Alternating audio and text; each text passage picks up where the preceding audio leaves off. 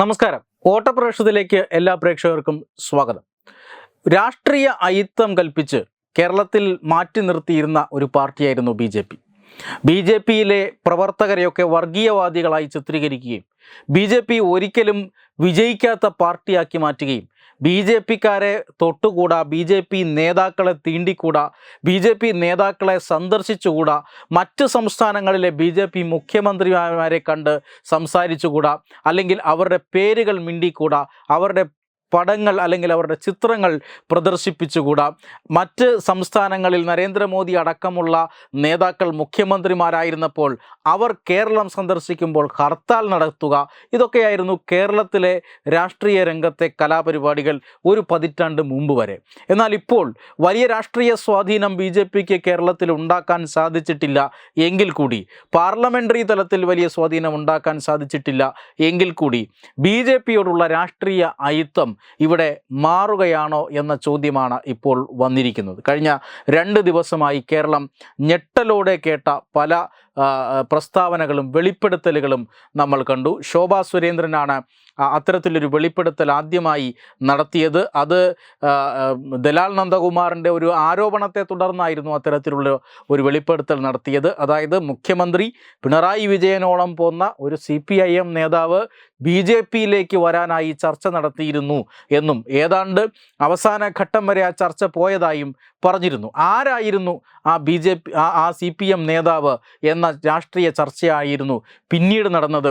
തെരഞ്ഞെടുപ്പിൻ്റെ തൊട്ട് തലേന്നാണ് KPCC അധ്യക്ഷനായിട്ടുള്ള സുധാകരൻ ജയരാജന് നേരെ, EP ജയരാജന് നേരെ ഒരു ആരോപണം ഉന്നയിക്കുന്നത്. മണിക്കൂറുകൾക്കകം താൻ പറഞ്ഞത് EP ജയരാജനെക്കുറിച്ച് തന്നെയാണ് എന്ന് സൂചിപ്പിച്ചുകൊണ്ട് ശോഭാ സുരേന്ദ്രൻ രംഗത്ത് വരുന്നതും. എന്തായാലും EP ജയരാജനെ പോലുള്ള ഒരാൾ BJPയിലേക്ക് വരാൻ സന്നദ്ധത കാട്ടുകയും ആ പ്രസ്ഥാനത്തെ തള്ളിപ്പറഞ്ഞുകൊണ്ട് പുതിയ വികസനത്തിൻ്റെ ചേരിയിലേക്ക് പോകാൻ താല്പര്യം കാട്ടിയിട്ടുണ്ട് എങ്കിൽ തീർച്ചയായും കമ്മ്യൂണിസ്റ്റ് പാർട്ടിക്ക് അതിൽ വലിയ ഞെട്ടലുളവാക്കിയിട്ടുണ്ട്. അവരുടെ അണികളിൽ തിരഞ്ഞെടുപ്പിൻ്റെ തലേന്ന് വലിയ ഒരു നിരാശ പടർത്തിയിട്ടുണ്ട് എന്ന കാര്യത്തിൽ സംശയമൊന്നുമില്ല. എന്തായാലും കേരളത്തെ സംബന്ധിച്ചിടത്തോളം 3 തരത്തിലുള്ള നേതാക്കന്മാരാണ് ഇപ്പോഴുള്ളത്. അതിലൊന്ന്, BJPയിൽ ഇത്തരത്തിലുള്ള ചർച്ചകളൊക്കെ നടന്ന് പ്രവേശന പരീക്ഷ പാസ്സായി BJPയിലേക്ക് കടന്നുകൂടിയ നേതാക്കൾ ഇപ്പോൾ തന്നെ നിരവധിയുണ്ട്. നമുക്കറിയാം, കേരളം ഭരിച്ചിരുന്ന 2 പ്രധാനപ്പെട്ട മുഖ്യമന്ത്രിമാരായ AK ആൻ്റണിയും K കരുണാകരനും. കേരളത്തിൻ്റെ രാഷ്ട്രീയ ചരിത്രത്തിൽ തന്നെ ഇരുവരുടെയും പേരുകൾ നമുക്ക് മായ്ച്ചു കളയാനാകാത്ത വിധം രാഷ്ട്രീയത്തിൽ സംഭാവനകൾ നൽകിയ 2 വ്യക്തിത്വങ്ങളായിരുന്നു, 2 മുഖ്യമന്ത്രിമാരായിരുന്നു AK ആൻ്റണിയും K കരുണാകരനും. K കരുണാകരൻ്റെ മകൾ പത്മജ ഇപ്പോൾ BJPയിലേക്ക് വന്നു കഴിഞ്ഞു. AK ആൻ്റണിയുടെ മകൻ അനിൽ ആൻ്റണി വളരെ നേരത്തെ BJPയിലേക്ക് വന്നു കഴിഞ്ഞു. അതുകൊണ്ട് തന്നെ BJPയിലേക്ക് വന്ന ഒരു നിര നേതാക്കന്മാരുണ്ട്. BJPയിലേക്ക് വരാനായി സന്നദ്ധത പ്രകടിപ്പിക്കുകയും മറ്റെന്തോ കാരണങ്ങൾ കൊണ്ട് ആ ചർച്ചകൾ അവസാനിപ്പിച്ച് മടങ്ങിപ്പോവുകയും ചെയ്ത ഒരു കൂട്ടം നേതാക്കന്മാരുണ്ട്, ജയരാജനെ പോലെയുള്ളവർ. അതായത് ഇവരുടെ പേരുകളാണ് ഇപ്പോൾ പുറത്തു വരുന്നത്. ജയരാജൻ്റെ പേര് പുറത്തു വന്നു, ഇനി പലരുടെയും പേരുകൾ പുറത്തു വരാനുണ്ട്.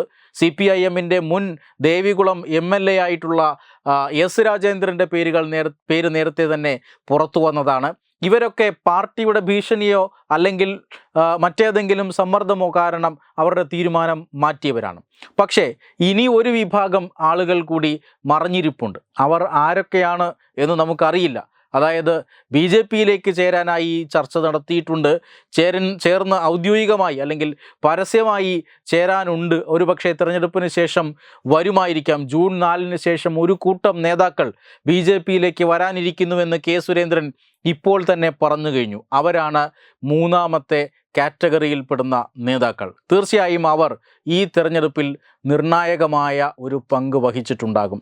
എന്തുകൊണ്ടാണ് ഈ മറഞ്ഞിരിക്കുന്ന ആളുകൾ, എത്രമാത്രം പങ്കായിരിക്കും കേരളത്തിൽ ഈ ലോക്സഭാ തെരഞ്ഞെടുപ്പിൽ വരുത്തിയിട്ടുള്ളത്? എന്ത് രാഷ്ട്രീയ മാറ്റമായിരിക്കാം ഈ നേതാക്കന്മാർ കാരണം, ഇപ്പോഴും അജ്ഞാതരായി തുടരുന്ന ഈ നേതാക്കന്മാർ കാരണം കേരളത്തിൻ്റെ രാഷ്ട്രീയ രംഗത്തുണ്ടാവുക?